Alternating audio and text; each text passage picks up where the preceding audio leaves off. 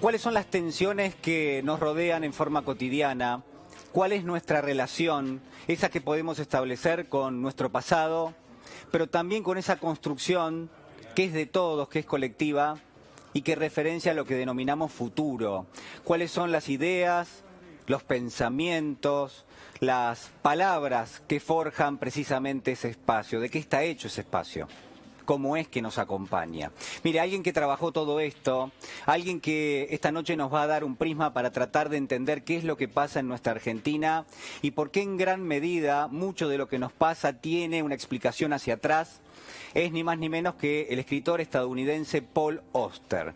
Paul Auster, un genio de la literatura realmente, un gran escritor, tuvo una idea fantástica, decidió escribir La noche del oráculo, que es casi la quinta esencia de su creación literaria, porque ahí uno puede encontrar todo aquello que Paul Auster hizo a lo largo de su vida literaria tiene un punto límite, tiene quizás la estatura máxima en esta novela que se llama La noche del oráculo. La noche del oráculo es ni más ni menos que la historia de un escritor que se llama Sidney, una persona de mediana edad, que está casado, que vive en un departamento chiquito en el medio de una gran ciudad, y que acaba de atravesar una situación límite, una situación terminal.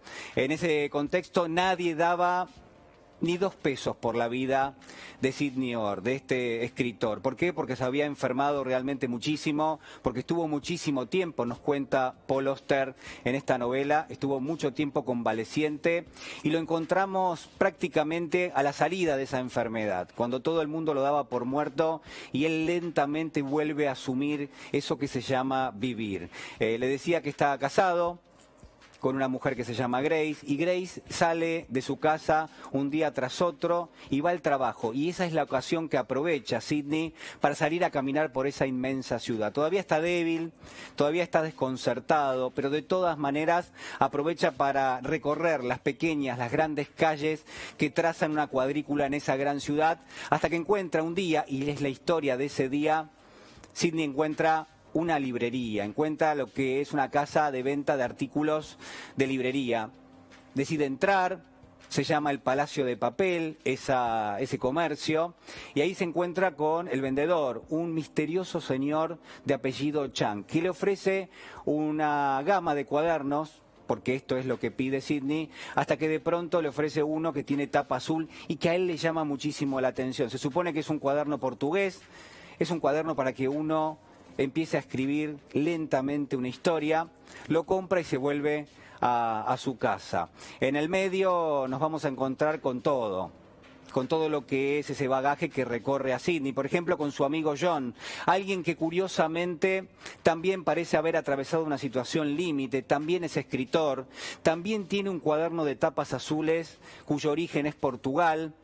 Y en ese contexto se da una conversación literaria. Hay directamente una mención a un personaje que está marginalmente, que atraviesa marginalmente una historia, que convive con todos nosotros, que se llama El halcón maltés, una novela policíaca que en rigor contiene muchísimas historias adentro. Bueno, en esa historia hay un personaje, dice John, se llama Flitcraft, y Flitcraft precisamente ha tenido, parece, al menos la referencia es en esa historia, una vida muy parecida, por lo menos un momento muy parecido al que acaba de atravesar Sidney por un lado, pero también su amigo John. Ese momento crítico, ese momento terminal, ese momento que va a condicionar la vida hacia adelante, una verdadera crisis existencial en esa vida.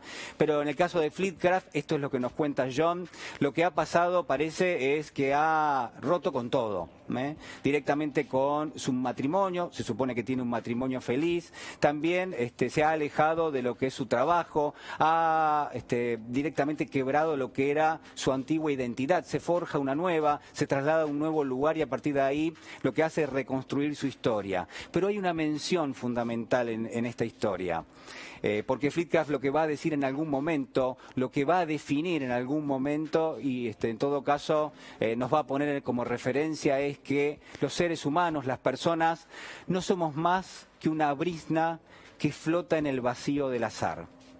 no somos más que una brizna que flota en el vacío del azar. Y esto impacta en la noche del oráculo, pero también impacta en la relación que tiene Sidney con su amigo John. Hay, en gran medida, una serie de pensamientos que rodean esa causa. Al mismo tiempo nos vamos a enterar, porque Paul Auster nos cuenta en esta magistral historia, que Sidney en todo caso empieza a concebir en ese cuaderno su propia novela y va a crear un personaje que se llama Nick, y ese personaje Nick también va a atravesar un momento límite, va a ir caminando por una ciudad, esto es lo que vamos a leer, y en algún punto va a haber un desprendimiento de una fachada de un edificio antiguo, él se va a salvar de milagro, estoy hablando de Nick, que es editor, y entonces en ese momento va a decidir abandonar la ciudad. En todo caso se va a llevar debajo del brazo lo que es un manuscrito de una escritora del año 20, esta es la referencia que tenemos, y en todo caso el título de esa novela que se lleva a Nick bajo el brazo, Nick es la creación de Sidney, esa novela se llama La noche del oráculo. Y entonces tenemos una percepción, tenemos una idea, hay algo que se está tramando, es un juego de espejos, son muchas historias que van en paralelo, la de John, la de Sidney, la de Nick, la propia historia de Paul Auster, que también está narrando todo eso y que nos mete directamente en una especie de trampa o de juego de espejos, yo le decía, donde las historias no solamente pueden apilarse, sino donde además está en todo caso trazado un recorrido. Nos hace acordar de pronto a Borges, de pronto también a Kafka, es un homenaje quizás a ambos, pero al mismo tiempo Paul Auster nos quiere decir algo, y estoy seguro que usted se da cuenta de lo que nos quiere decir. Hay un momento inicial, hay un momento inaugural en cada una de las historias que se cuenta en La noche del oráculo. Es un momento de una explosión que da origen a un ciclo nuevo, que da origen a un cambio, que rompe con lo que es ese pasado que trae cada uno de los personajes. Cada uno de los personajes que están narrados en esta historia parece que viene con un recorrido y que de pronto algo pasa, una situación límite, una crisis terminal, y a partir de ahí empieza otro camino. A todos nos ha pasado seguramente en la vida. Todos hemos tenido algún momento de esta magnitud, de esta naturaleza. A partir de un momento, de un instante, del alejamiento de alguien, de la muerte de alguien, de alguna percepción especial, hemos cambiado, hemos revisado.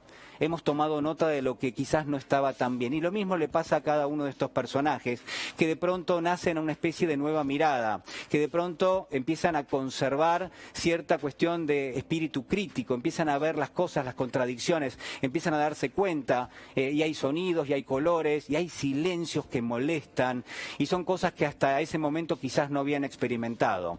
Pero si yo tuviese que decirle un elemento que recorra toda esta historia, mira, el elemento es el pasado.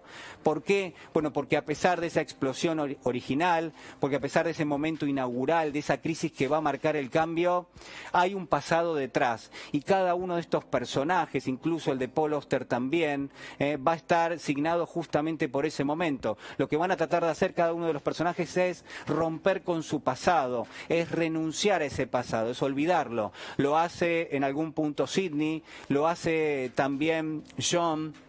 John, de hecho, lo que va a decir es, ese pasado me remite a la pérdida, al alejamiento de un ser querido, a una cicatriz, a un recuerdo doloroso. Pero también va a estar Nick, el personaje precisamente de Sidney. Y Nick tampoco va a poder romper con su pasado. Le pasa incluso al protagonista principal, le pasa al propio escritor Sidney, que empieza a reconocer que su mujer quizás no es todo lo que él sabía de ella, que empiezan a aparecer algunas cuestiones que él desconocía y que eso va transformando lentamente todo. Y este es el dato central, esta es la línea principal de la historia y de todas las historias. Ese pasado de a poco se va apoderando del presente, lentamente, pero al mismo tiempo sin pausa. Es ese pasado que de pronto se transforma en presente y que va a terminar condicionando el futuro de cada una de estas historias. Y ahí está la magia justamente de Paul Auster. Casi sin darnos cuenta, cuando todo parece nuevo, cuando todo parece prístino, cuando todo reluce porque es precisamente una instancia distinta, aparecen las vetas del pasado, lentamente hasta que lo rodean todo. Y lo que quiero marcarle esta noche es que quizás a la Argentina le pasa un poco parecido, le está pasando directamente lo mismo. ¿Sabe por qué? Porque la Argentina atraviesa un momento de crisis que no es nueva, de crisis que estaba plantada prácticamente a comienzos de año, y uno podía marcar una especie de comienzo de ciclo político y generaba ilusiones, y por supuesto que todavía las genera. Incluso llegó la pandemia y dijimos, bueno, con la pandemia sí, con la pandemia es ese momento inaugural donde vamos a construir algo distinto. ¿Por qué? Porque lo que nos trajo hasta aquí falló. No hay ninguna duda que falló. Y sin embargo, lentamente, le pregunto en esta noche si esto no es así, si como pasa en la noche del oráculo, lentamente esas vetas del pasado no empiezan también a tomar el presente. Si lo que ha sucedido en el día de hoy, si ese número de pobreza que ya atraviesa el 40% y que significa que casi 19 millones de personas en la Argentina no tiene para llegar a fin de mes, no puede afrontar como familia una canasta básica de alimentos y pagar unos pocos servicios públicos, si eso que está pasando no tiene también una referencia con el pasado, si de a poco no nos va alcanzando nuevamente esa especie de herencia que gravita en el tiempo, que no es nueva, por supuesto, hay que reconocerlo, que hay cuestiones que son estructurales, pero en ese caso en particular, pobreza, indigencia, si no son también parte de esas vetas que nos recorren en forma transversal. Mire, lo mismo podría decirle de la economía, lo mismo podría decirle de la deuda. Hay tantas cosas realmente que están en este momento y que pertenecen quizás un poco o mucho al pasado, pero al mismo tiempo se da esta fricción, se da esta tensión entre lo que es nuestro pasado y lo que es nuestro futuro, aquel que tenemos que construir, aquel que debemos construir. Y esa ficción y esa tensión realmente es hoy un debate, y ese debate tenemos que darlo. Ese debate directamente tiene que formar, en todo caso, decisiones de carácter político que ayuden a construir una Argentina distinta. En esta Argentina, donde hay mayores niveles de pobreza y de indigencia, en esta Argentina que es más desigual y que es menos inclusiva, habrá que darse la posibilidad de un momento inaugural, pero sobre todo de ir construyendo eso que es directamente una gestión colectiva y que denominamos futuro.